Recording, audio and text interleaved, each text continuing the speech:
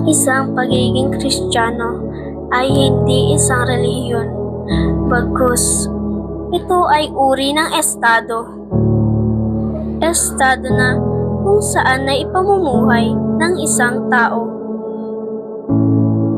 Kaya ang buhay ng isang tao ay kumikilos ng naaayon sa kanyang sinusundan na siyang kanyang tinanggap upang manirahan sa kanyang puso.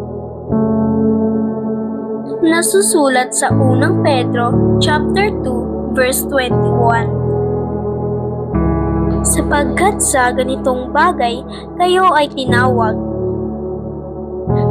Sapagkat si Kristo man ay nagtiis para sa inyo, na kayo'y iniwanan ng isang halimbawa upang sundan ang kanyang mga hakbang. Kaya ang ating paghakbang habang tayo ay nasa sanlibutan ay tumutukoy kung sino ang ating sinusundan. At bilang isang Kristiyano, ay marapat lamang na naipapahayag natin ang relasyon kay Jesus sa klase ng ating pamumuhay. Kaya ang panata ng isang Kristiyano ay, ako ay Kristiyano. Ang Kristo ang siyang sinasamba. Sentro ng aking buhay. Ako'y kanyang kinupkop upang maging payapa, maligaya at kapaki-pakinabang sa kanyang ubasan. Ako'y kanyang pinagpala upang maging pagpapala naman sa iba. Bilang ganti, susundin ko ang kanyang dakilang utos. Iibigin ko ang Diyos at ang aking kapwa.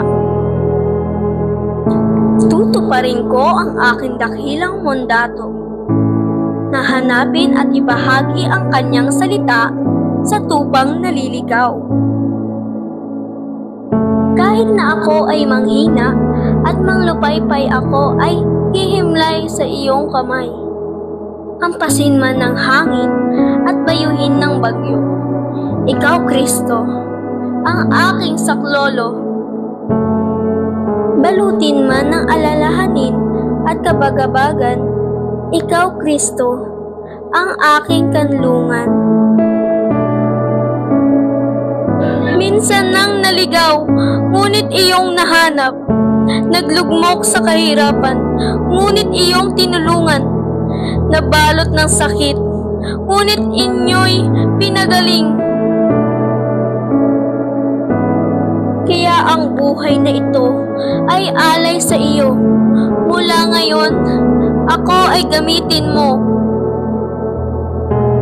Dahil sa iyo, Kristo, taas na o akong titindig at hakbang upang ihayag ang katotohanan. Dahil kay Kristo, ako ay Kristiyano sa isip, salita at sa gawa.